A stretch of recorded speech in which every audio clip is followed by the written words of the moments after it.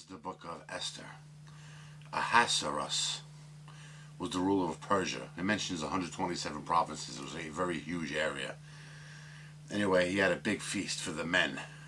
It describes the colorful decorations. The floor was like red, white, and blue, and black marble. Marble pillars, very fancy gold beds and stuff. And this feast went on for 7 days. Meanwhile, his queen, Vashti, threw a feast of her own, but for the women. So after 7 days, the king sent for her. He wanted to show her off. Apparently she was quite beautiful. She refused, and he got real pissed.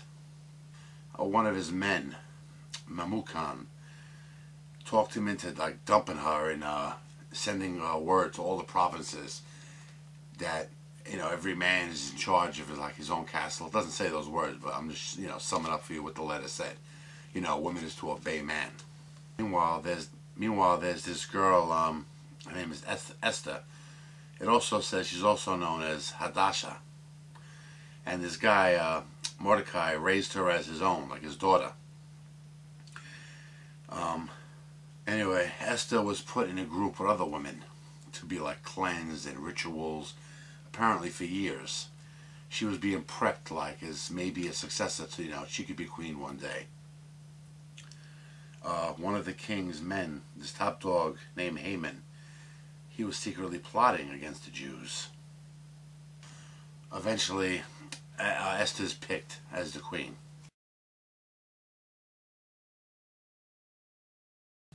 Mordecai showed him no respect. I guess he knew he didn't like him. He didn't like anything about him. So Haman went to the king, and he was making trouble. He was saying a lot of these Jews, they're not following you. They should be killed, So the king, I guess, was in a weird state, Maybe he was a little paranoid or something. He was listening to this guy. He sent out more letters, to all the provinces, saying that any Jew that doesn't follow or is being a troublemaker is to be put down. Now Mordecai, when hearing about this, he freaks out. He's running through the streets screaming there's an evil plot happening here, He puts on dirty clothes. He looks like a bum. Now Esther investigates. She sends this guy, Hatash. He was a top guy for the king, to go see Mordecai. And Mordecai explains the whole plot. Haman's ordering. He was trying to get all the Jews killed. He's making a lot of trouble. So when she hears the news, she is expected to approach the king, warn him that this guy's tricking you into doing something dastardly. But she's so afraid to approach the king. The king summons you. Even though she's the queen, she doesn't have the right apparently to go approach him. So anyway, Mordecai tells her again, you got to don't think for yourself, think for all the Jews that are going to be killed. And she says, even though I might be killed, I will go talk to the king. So she goes to the king. I guess she's nervous. And as he's approaching her, he seems happy to see her. And he puts out his golden scepter, and she touches it. And that's I guess the ancient equivalent of knuckle bump, So she's welcome. And she says, he asks, what can I do for you? And she says, throw a banquet and make sure Haman cometh. So this banquet's being thrown in Haman's throne in Haman's honor, I guess. He's so happy. He finds out, they're throwing a banquet. I'm invited. He thinks he's gonna get a rise in the ranks. This reminded me for some reason of Goodfellas. Remember Joe Pesci when he found out he was gonna be a made man, he was preparing.